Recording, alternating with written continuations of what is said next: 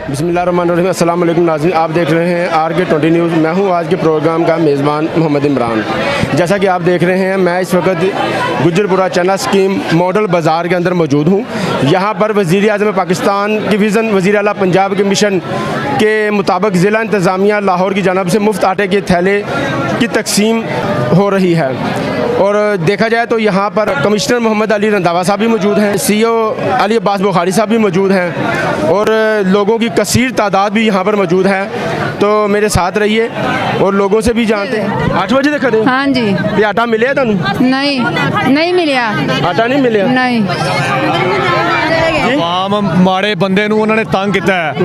Government जी ना सिर्फ government vote लैन की खातर धियां भैणां गंदियां करते पे ने। बेटा एक मिनट, ज़ल्म है एकदम हो रहा है भाई, ज़ल्म। सिर्फ वोट ले जा रहे ने। ये वोट के लिए, वोट साजिश के लिए। आटा नहीं